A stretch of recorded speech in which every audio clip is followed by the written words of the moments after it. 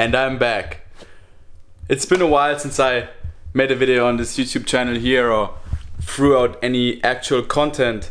As I was stuck back home, I had to figure out quite a bit of grown-up stuff. I had some big changes personally and also as an athlete. So there was quite some stuff to figure out. Luckily it's all done now, so I can go back on the mission with the boys, which I'm obviously super stoked about. It's a couple days before I fly out to LA, fly to California, go kayaking there, drive up to the gorge, meet up with the boys. Happy days. So yeah, today I want to talk about kind of like my packing process, obviously, like show what I bring, show what I do not bring. Also, I want to talk about my situation for 2019. As I've said earlier, quite a few things changed. You might have seen that Adidas dropped out of kayaking, so these guys unfortunately do not support kayaking any longer. So obviously I was on the lookout for a new partner to work with, and I do have quite high and quite unusual demands when it comes to finding a new partner to work with, as I have big plans for my kayaking, for the sport and everything in general.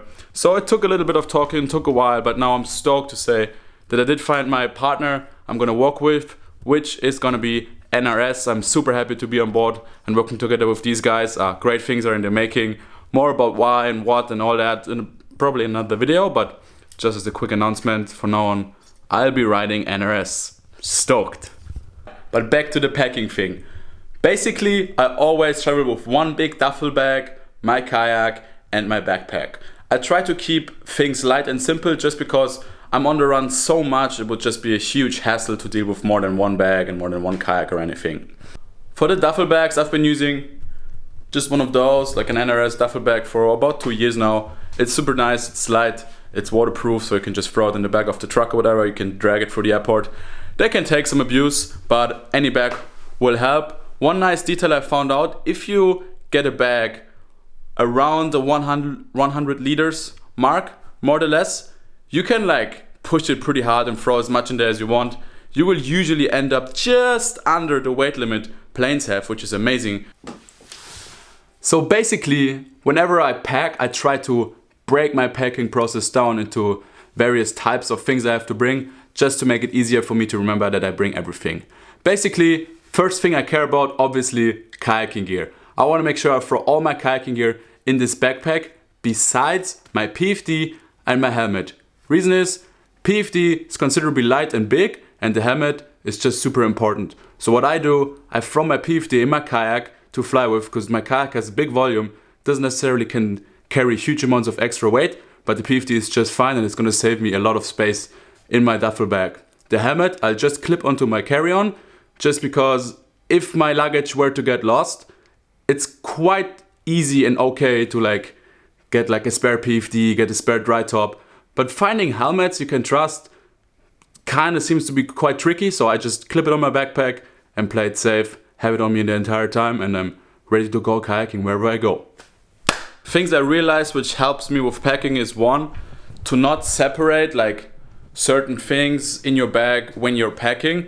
Like I always just throw everything in my bag, whether it be kayaking gear, sleeping gear, lifestyle clothes, everything, just smash it in there. I feel like that gives you the most space for stuff. I do bring like a lightweight duffel bag with me, so the second I'm settled, let it be an RV, a house or anything else, I just separate once I'm there, and I just use, like you see this has been pretty abused, just like a super lightweight duffel bag where I can usually store my kayaking gear stuff, just to separate then. But for flying, I just stuff everything in one bag. Seems like I fit the most doing that. Alright, in order to make sure I do not forget anything I need, I usually start to pack from my body downwards. Meaning I start with my shoes, with my fleece pants, with my fleece top, then I go to the dry top, then I go to the spray deck, PFD, helmet, outerwear. You know, so I just start like basically imagining a picture of myself wearing kayaking gear and just like going through. So we're gonna start doing that now. On the lookout for shoes. Next up, I want fleece pants. You cannot bring too many underlayers. Trust me on that one. I'm going to stake out, I'm going to California, I'm going to the West Coast in February. It's gonna be cold. I don't even need to bother about bringing like a dry top. I'm just gonna use my dry suit the entire time. and plenty fleeces just to stay warm. It's worth it, trust me. Yeah, so that goes in. Next up, as I said before, more fleece. Trust me, it's just so nice waking up knowing you do not have to get in damp or wet and cold gear in order to go kayaking. So that's the fleece done. My underlayer is pretty good now. Next up, I'm thinking of elbow pads. I just stole these ones off brand. I don't know what they are, but they work. So now my like inner layer is done. I got my underwear. So what would I put on next? Dry suit, which is right here. So that one goes in. Spray deck. PFD does not go in here. As I said earlier, I'm gonna put it in my kayak and fly it, because you can see how bulky it is. Like, it's such a big piece of equipment and it's so light. Like, yeah, the perfect place to bring it is in your kayak. Earlier mentioned as well, the helmet. I put that on my backpack. There's no need to throw it in this duffel bag. So that one's done and dusted, which basically puts me to the point where I have all my kayaking gear right now, so I can go kayaking. If I don't bring anything else, at least I can go kayaking, which is obviously main priority. Finishing up my packing job, as mentioned earlier, throw that duffel in so I can separate once I'm at my final destination. Obviously, if you don't carry it in your boat, bring your throw bag, always bring a throw bag.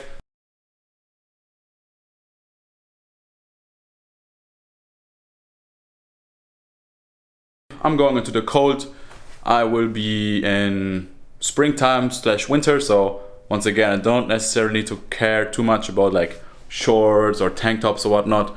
So basically, once again, I start with my underlayer, which will be obviously boxer shorts and socks. There is washing along the road. There will be places I can restock and whatnot.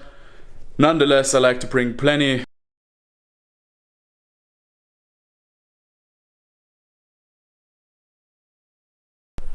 Next up, some pants. Again, a little bit of everything, some lifestyle stuff, something comfy, nothing special here. Pro tip though, roll it up and throw it in. You're gonna save so much space in your bag.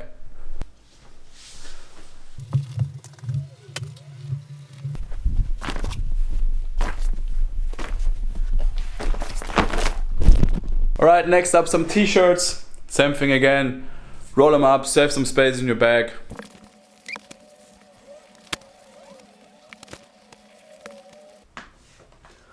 Alright, and that is t-shirts done. Next up, we're gonna pack some hoodies. Since this trip will not contain any multi-days, as long as I think, my approach to clothes is way more chill than when I would pack for multi-day, because right now I don't need to care as much about packing size, warmth to weight ratio and all that kind of stuff. So I'll just throw in whatever I have lying around and once again roll it up, make it small, but let's do it.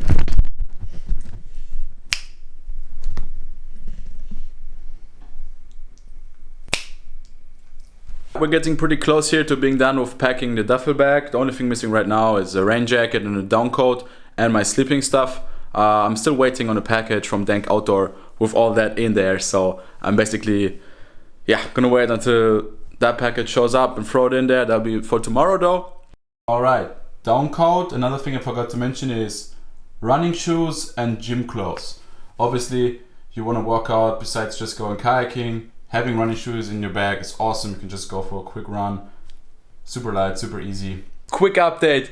Evening postman just showed up. I got my stuff delivered I was missing for my trip. Huge thank you to the guys at denk-outdoor. They've been making this really easy for me because I was missing a few certain things before I could go off, like a sleeping bag, a rain jacket, some small stuff like ear pads, and obviously I had no idea what sleeping bag to opt for, whatever. So I just called them up, asked for their opinion, saying what I need, what I expect from my gear to be like, and they crushed it. Sent the stuff out for me, so thank you guys for that one. And yeah, gonna throw all this stuff in there, add it into the pile of shit, and then I think we're pretty good to go. And we can move on to the backpack and the camera situation when it comes to flying stuff.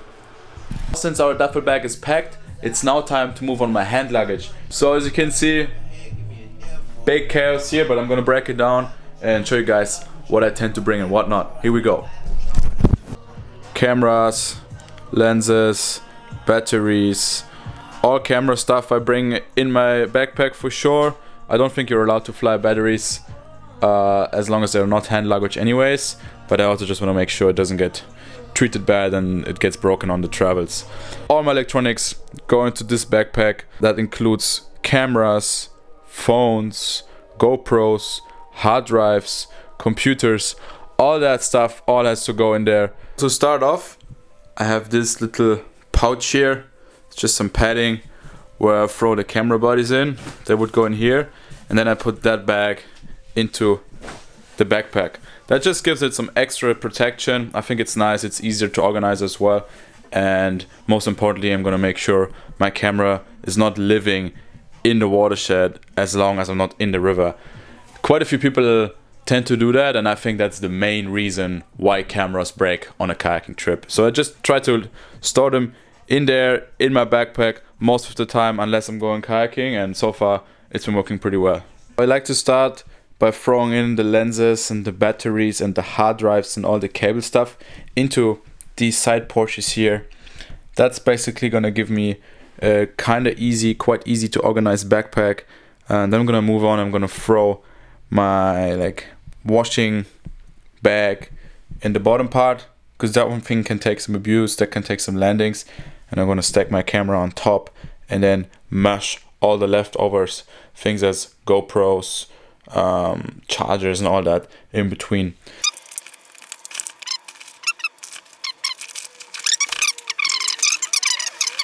And that basically gives me just such a clean main compartment where I can now just throw all the big pieces in, and I just don't have to be worried when I'm opening it up. I lose half my stuff, and it's just easy and convenient. Another tip, always bring a pen. There have been so many times where I had to try to fill out a visa waiver or anything, and I was just not bringing a pen along, and I had to ask around in the airport or in the plane. It was always a hustle, so bring a pen and you'll be fine. It does make sense. Even though it's 21st century, even though everything should be digital or online, bring a pen, worth it. Camera is in there now, accessories are in there now, toiletry bag is in there now, so basically what I'm gonna do now is just fill it up with random bits and bobs I always like to bring, such as an empty water bottle for in between airport time, so you can just fill it up and drink some cream for tattoos, sunglasses, GoPro, headphones. In the end of the day, as long as you have your passport, your credit card, your kayaking gear and your sleeping gear, you pretty much have everything you need. Of course you'll forget small stuff once in a while, but it really doesn't matter. Most times you go to places where you can buy everything anyways, so it's not that bad. I much rather spend $2 on a forgotten toothbrush than stressing out hours and day before I fly out thinking about not forgetting such things. Another piece of travel equipment which is really worth bringing is this little bad boy. This is a power converter. There you go.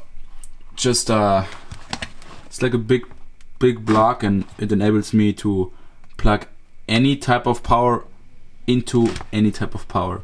That was very stressful. Turns out, so I get to the airport, I do have my visa, my ESTA, everything I need. It turns out you're not allowed to stay more than 90 days within the US and Canada, opposed to last year's rule where it was fine to stay 90 days in the States and then go to Canada. So I had to book a flight to Ireland in between in order to be able to board this flight. Then it turns out my kayak is going to be an issue to fly. Now it's kind of fixed, pretty expensive one though. Basically I end up paying twice the ticket to get it on. And now the flight might be overbooked, so maybe I'm not able to board my flight. Huge hustle this morning. And I made it to California. After spending a few days in LA with a friend from back home, Evan was so kind to pick me up. So here I am in Kernville. It just started raining. There's a huge storm supposed to come in. So luckily, maybe fingers crossed, if everything goes to plan, we will be able to go kayaking this afternoon already. And for now it's time to unpack my boat, outfit my kayak and all that. I'm gonna show you the crib I'm living in right now. It's an epic setup. Tom, Evan's dad, has been crushing it. Such a nice place to come to, especially when you're on the road most of the year. So basically, this is where I'm staying right now. Up here you have the living room, And then down here is probably my favorite basement ever. This is like a fully equipped gym with everything you could ever ask for in order to get back and in shape for the new season coming up. Anyways, there is the new whip. We're gonna unpack that, outfit it, and hopefully go kayaking in a little bit.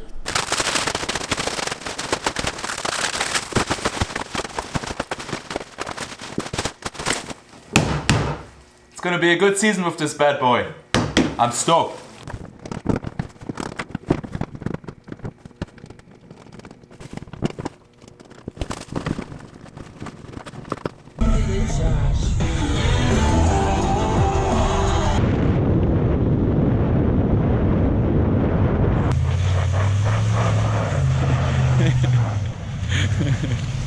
Usually Brush Creek's clear and tiny.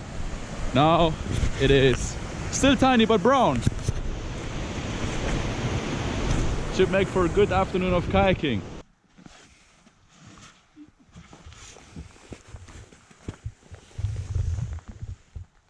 How high is the stoke? It's so high! Yeah! Phew. Brush Creek shouldn't be anything but joy and smiles. Let's go!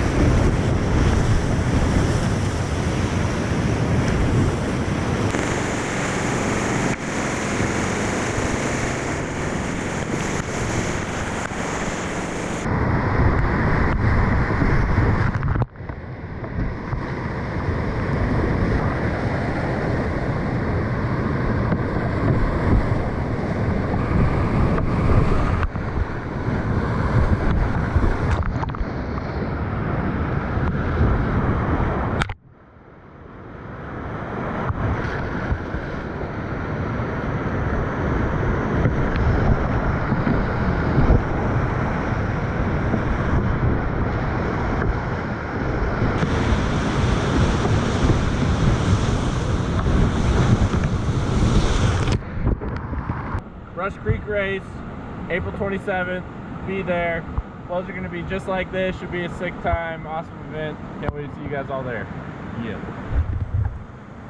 Be there or be square. Yeah, that's right. Yeah.